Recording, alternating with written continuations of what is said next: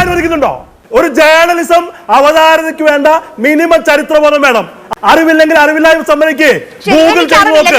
ഈ തെരഞ്ഞെടുപ്പിലേക്ക് വരുമ്പോൾ ഈ 10 വർഷക്കാലം സർക്കാർ, ഇടതുപക്ഷ സർക്കാർ എന്തു ചെയ്തില്ല, എന്തു വികസനം കൊണ്ടുവന്നില്ല, അവർക്കെതിരെ നിങ്ങൾ ഉന്നയിക്കുന്ന അഴിമതി ആരോപണങ്ങൾ എന്തൊക്കെയാണ്, എന്തുകൊണ്ട് ഞങ്ങൾ അധികാരത്തിൽ വരണം, അതല്ലേ ഈ ഘട്ടത്തിൽ ഇനി തെരഞ്ഞെടുപ്പിലേക്ക് 12 ദിവസം മാത്രം ബാക്കിയുള്ളപ്പോൾ ചർച്ചയാകേണ്ടത്? അതിലേക്കൊക്കെ ഞാൻ വരാൻ ആര്യ. അതിനു മുൻപ് ഇവിടെ ഈ ജയിക്ക് ഉന്നയിച്ച ചില കാര്യങ്ങളുണ്ടല്ലോ, അദ്ദേഹം ഉന്നയിക്കുന്ന രീതി, അദ്ദേഹത്തിന്റെ ഭാവം, അദ്ദേഹം എന്താ പറയുന്നത്?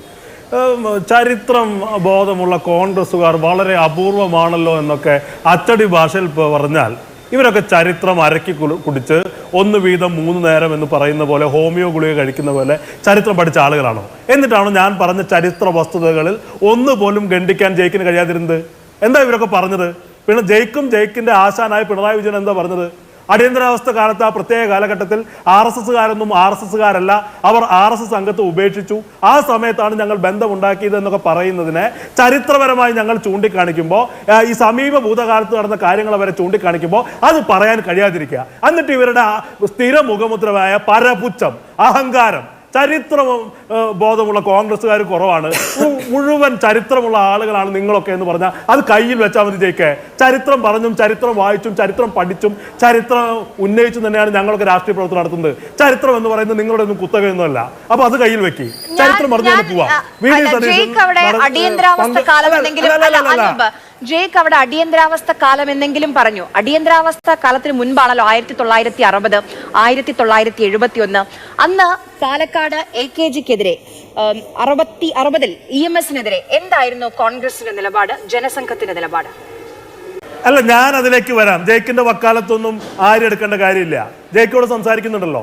ഞാൻ പറഞ്ഞത് എന്താ, ഇവിടെ ജയിക്കിനെ പോലൊരാൾ പരപുച്ഛ മുഖമുദ്രയാക്കി ചരിത്രബോധമുള്ള കോൺഗ്രസ്സുകാർ അപൂർവമാണെന്ന് പറഞ്ഞപ്പോൾ ആര് എവിടെയായിരുന്നു? ആര് ചോദ്യം ചോദിച്ചോ? എന്താ ചരിത്രം എന്ന് പറയുന്നത് ജയിക്കിനും ആർക്കും മാത്രമുള്ളതാണോ? തിരിച്ച് ചോദിക്കുമ്പോൾ ആ ജയിക്ക് അതിന് ഉത്തരം പറയണം. ഇവരെന്ത് ചരിത്രമാണ് പറയുന്നത്? അടിയന്തരാവസ്ഥയെ കുറിച്ച് ജയിക്ക് പറയട്ടെ. നീ ഈ സംവാദത്തിന് തുടക്കത്തിൽ നിന്ന് ആരെടുത്ത പൊസിഷൻ എന്താ? പരമ അബദ്ധമല്ല ആരിവിടെ നിന്ന് പറഞ്ഞത്? ആരെന്താ പറഞ്ഞത്? ആ ഘട്ടത്തിൽ ഈ RSSകാർ RSS സംഘത്തെ ഉപേക്ഷിച്ചു എന്ന് പറയുന്ന പരമ അബദ്ധം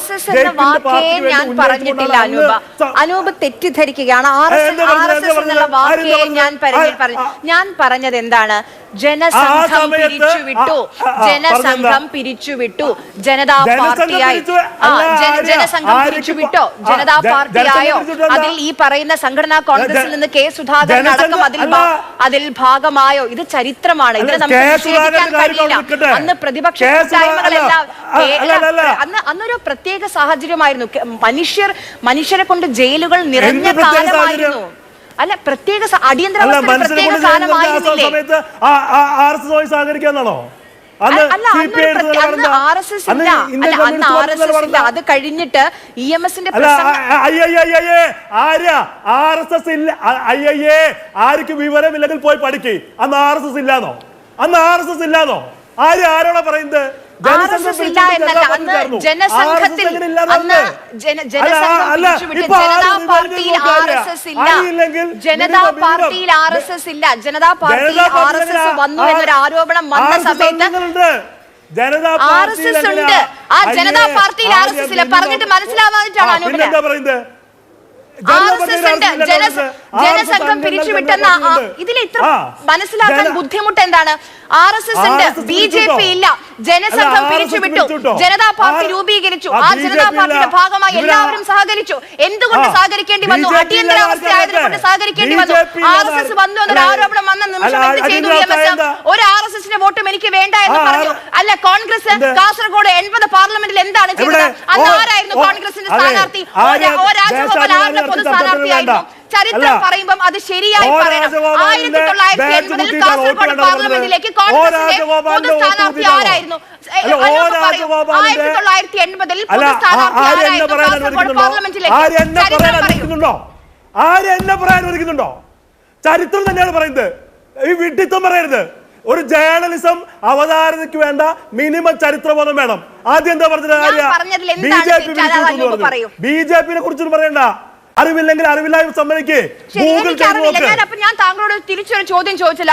1960-ലെയും 1971-ലെയും കാര്യം, ആ ചരിത്രം ഒന്ന് താങ്കൾ എനിക്ക് പറഞ്ഞു തരൂ. ഞാൻ പറഞ്ഞു തരാം. അതിനു മുൻപ് ജയ്ക്ക് പറഞ്ഞതിന് മറുപടി പറയുമ്പോൾ ജയ്ക്കിന്റെ വക്കീലായി ചാടി വീഴുന്നു വേണ്ട. ചരിത്രബോധമില്ല, കോൺഗ്രസ്സുകാരിൽ അപൂർവമാണെന്ന് പറയുമ്പോൾ അത് പറയാനുള്ള മറുപടി ഉണ്ട്. ഏത് കാലത്തിലേക്ക് വേണമെങ്കിൽ പോവാം. വർത്തമാന കാലത്ത് ഇപ്പൊ ഇവർ പറയുന്നത് എന്താ? VD സതീശൻ ഒരു യോഗത്തിൽ പങ്കെടുത്തു എന്ന് പറയുന്നത് RSS യോഗമല്ല, ഒരു സെമിനാർ. ആ സെമിനാറിനകത്ത് മുന്നണി രാഷ്ട്രീയവും മതരാഷ്ട്രവാദവും എന്ന് ശീർഷകത്തിൽ നടന്ന സെമിനാറിൽ കോൺഗ്രസിന്റെ പാർട്ടി നിലപാട് വിശദീകരിച്ചു പങ്കെടുക്കുന്ന ആളാണ് VD സതീശൻ.